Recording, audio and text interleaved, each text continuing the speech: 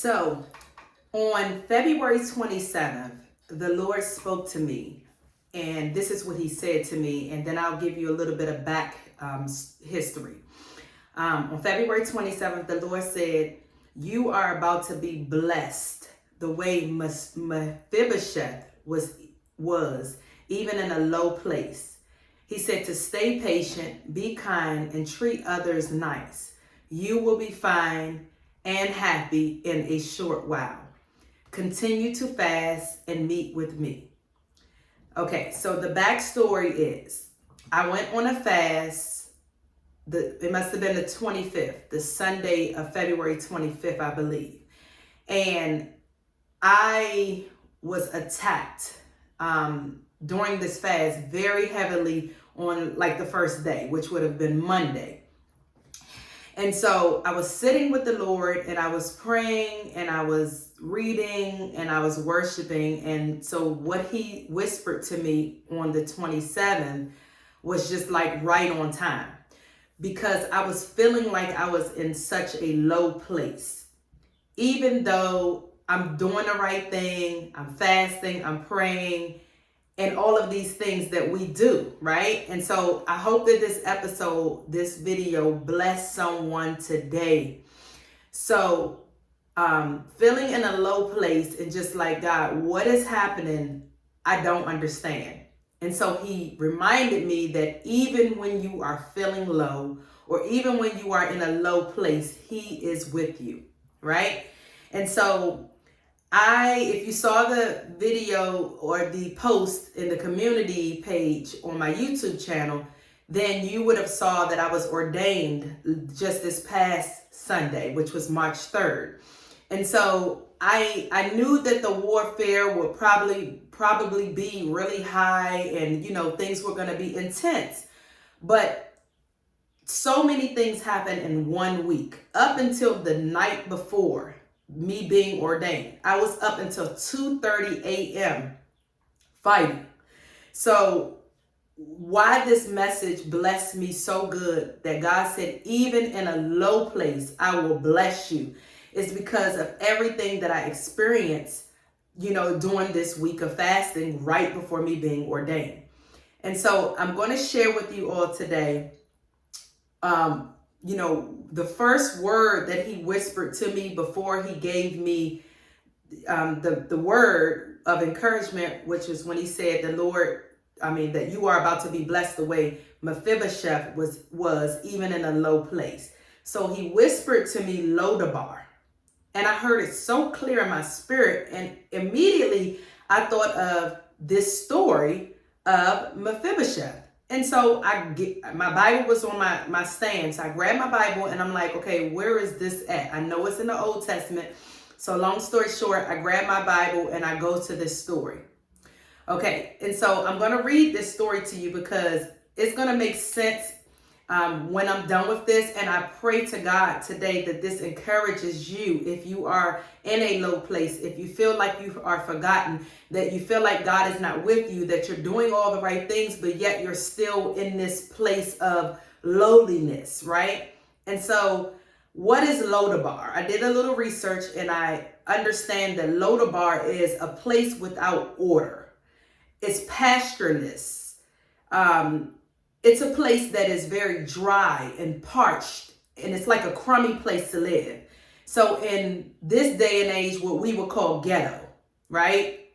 So Lodebar is a place of ghetto-ness where you don't really want to be because it's dry and there's nothing there. And so Mephibosheth, which was Jonathan's son, King Saul's grandson, was living in Lodebar, okay? And so what I want you to know is I felt like I was in a low place on Monday, the first day of me being attacked during my fast for those 7 days. And so I'm going to be transparent in this moment because I truly believe that this is going to help someone. And again, that's my prayer, that it reaches someone, that it will help. So what happened was I had a client I'm an accountant, just in case you don't know. And so I had a bookkeeping client who has been, I'm not going to say mistreating me, but he treated me as if I only worked for him. And this client is very money hungry, right? God told me that it's the spirit of greed. And that's what I was feeling for a very long time. And this client wanted me to do things that I'm just not willing to do because I'm very integral. This client made all his emergencies my emergency. And so about a week before last week, the week that I fasted, I told my daughter, I was like, I truly feel like letting this client go because it was too stressful. Out of all my clients, this is the only client that I have that made me feel very stressed, intense, and just a lot, right? And so the client wanted me to give him something that I could not rush on. Okay, so if you are a person that knows anything about taxes, a nonprofit tax form is not something that you can do like really quick. You have to take your time because it's pages and pages and pages. It's not like a regular 1040 that we all file as individuals. This is a very extensive form that takes some time to complete. And if you want it completed with accuracy, then it takes some time, right? And so I just was not willing to rush on the form to make him happy to get it done fast because he was trying to get a line of credit with a bank, okay? And so I just was like, this is beginning to be overwhelming to me. And so I kept praying about it and I kept praying about it. And I felt so strong in my spirit that I need to let this client go.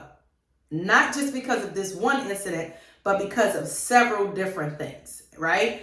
And so I called the client because we were going back and forth on some emails. And I'm the type of person, things can get messed up through translation, through text, through chat, through emails. And if I feel that way, it's easier to just pick up the phone and call you to discuss the matter. And so I picked up the phone and I called the client, and I can tell that he was already upset when he answered the phone. And this client does not understand the language of accounting or taxes. So it's already like a lot having to explain things to him. But I'm very patient when it comes to the things of business. And I want my clients to understand. So I took the time to explain to him that this 990 is not a form that I can rush on. I understand that you need this like yesterday. But if you want it done and you want it done right, then allow me the time that I need. And he went off. He went off, and I did not see this coming. I was so hurt because I had been with him for a very long time. For one, I helped him start his QuickBooks and bookkeeping process. And so he was like a baby client with me. He's been with me for a while. And so I was hurt because I didn't see this coming, and I didn't expect for him to talk to me the way that he did. And so I couldn't get a word in to really say anything. And then the next thing I know, I'm trying to stop him so that I can explain, and he starts cursing at me. And the sad part about this, which breaks my heart because I know that it breaks God's heart, is that he is supposed to be a man of faith. We've had conversations about God because I love God and I talk about God to everybody. It doesn't matter if you're a client, a friend, somebody on the street. Like, I love God. And so it really hurt that he cursed at me and cursed me out the way he did. And so that's the transparency of this video, which was why I felt like I was in a very low place, because here I am trying to help someone to make sure that their business is in, good standards, good order, compliance, and I'm being cursed out. And then on top of that, now I'm losing the client. So the Lord reminded me to stay faithful and to stay focused. And so what's amazing about God is that because I had this strong feeling in my spirit, like I said early on, that this client I needed to let go, I couldn't cry. after the conversation. I was really upset and sad, but I couldn't cry. And I'm a crybaby.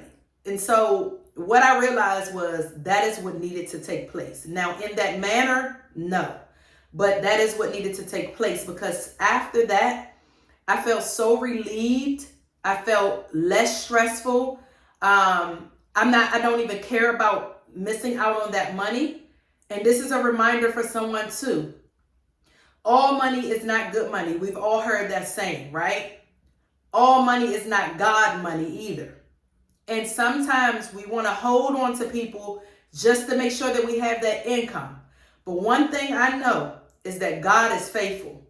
And one thing I can tell you is that I trust God. So if this client left, I believe, because God told me to start this accounting firm 6 years ago, and he's brought every client that I've had. So therefore, I know that he will replace that client. So I have faith to believe that that client will be replaced with a client that will respect me, that will work well with me, that will be loyal, and all these things. But what I had to remind myself all week was, God, I trust you.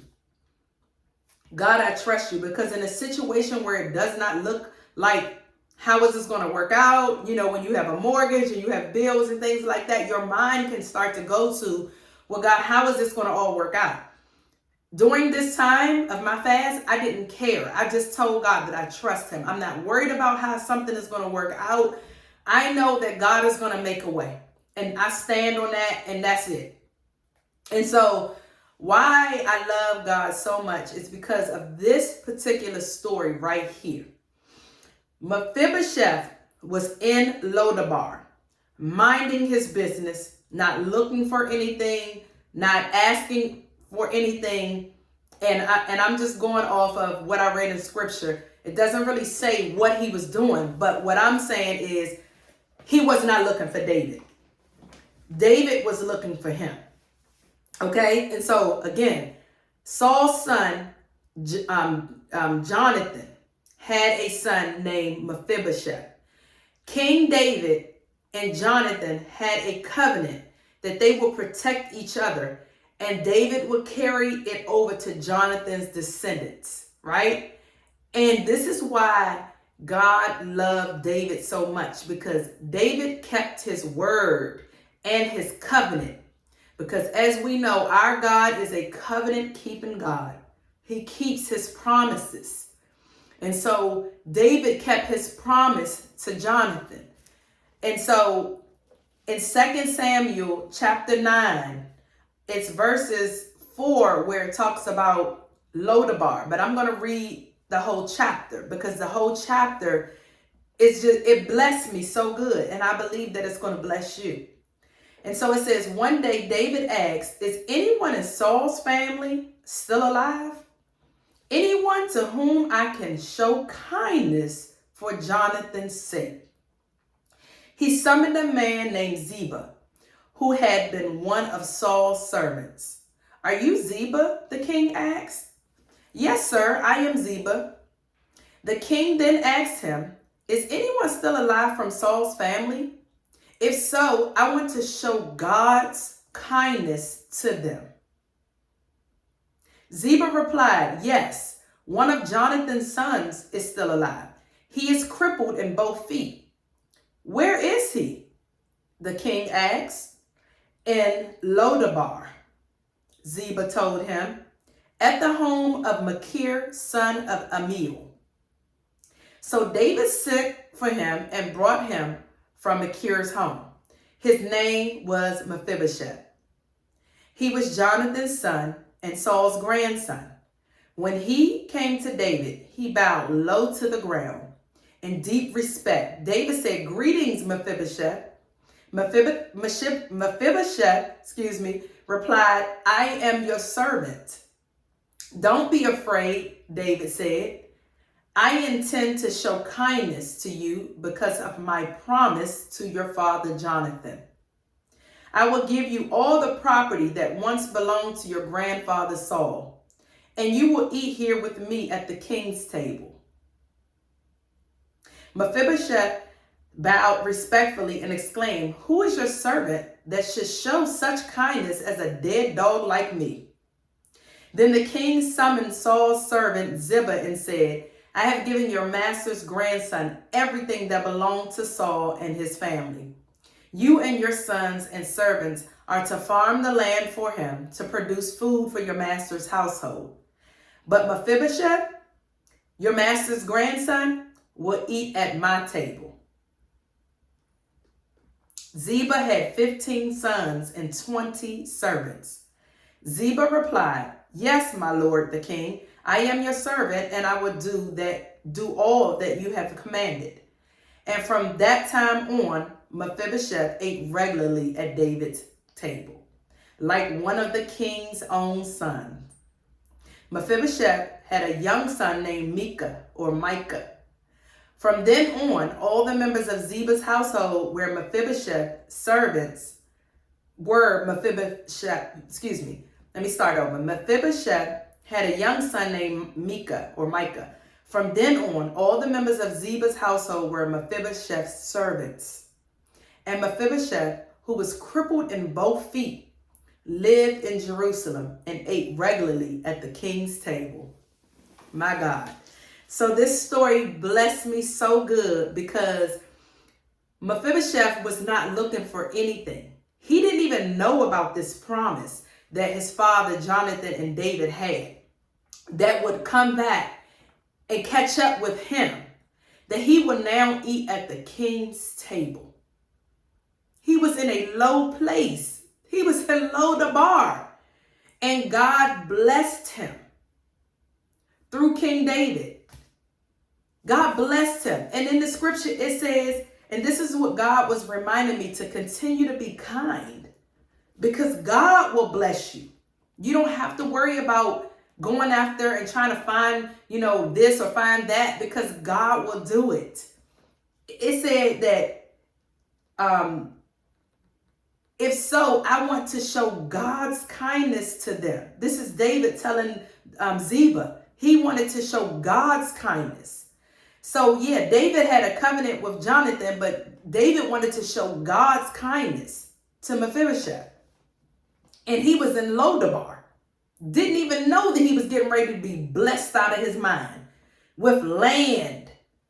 So what God is telling me and some of you today is that don't worry about if you're in a low place. Continue to serve God. Continue to be faithful to God, because God will reward you. And he will reward you openly and publicly. Even when you're being mistreated, continue to stay faithful to God. Continue to be kind. Even if people are mistreating you, be kind to them, because God, El Roy, sees everything. And God will bless you. And so this story really blessed me, because I just can't even imagine that Mephibosheth was in this place called Lodebar, not even probably thinking about being blessed with land and being able to eat at the king's table. And then all of a sudden, boom, here comes the servant getting him to come before David. We think sometimes that we're forgotten, but God does not forget about us. We're never forgotten. We're never forgotten. And I want to read this other scripture, because this is one of a reminder for all of us. That God says in Isaiah 41:10, "So do not fear, for I am with you. Do not be dismayed, for I am your God. I will strengthen you and help you. I will uphold you with my righteous right hand." And so I love that scripture too, because God is reminding us, and he's always reminding us that he is with us. And he will never leave us nor forsake us. And so he showed that to Mephibosheth. And if you all don't know the story of, how he became crippled in his feet, his nurse that was caring for him, when they were being attacked, Jonathan saw the nurse dropped him. And I think this is in 1 Samuel. The nurse dropped him. And so that's how he became crippled. But even in a crippled state, Even in a low place, God can still bless you. And so King David, as we know him as a man after God's own heart, this is reasons why. Because he showed kindness. He kept his promise. He was a man of his word. And that's another thing, that we need to be women and men of our own word. And so I pray that this has truly been a blessing to you. I just admonish you to take this story and go read it out for yourself and see what you get out of this. But I'm telling you, God was speaking to me during this time of how David showed his kindness to Mephibosheth, and he didn't have to, but he did. David was loyal to God first. And so it's just so much that I want to say, but for the sake of time, I wanted to keep this short. But I pray that you study this word out for yourself, and I pray that it blesses you. Be kind to one another, because God is kind to us, even when we don't deserve it, even when we're not kind to him. He's kind to us. So I just want to thank you all so much for joining. Thank you all so much for tuning in, for listening, for watching. And until the next video, you all take care and be blessed. Shalom.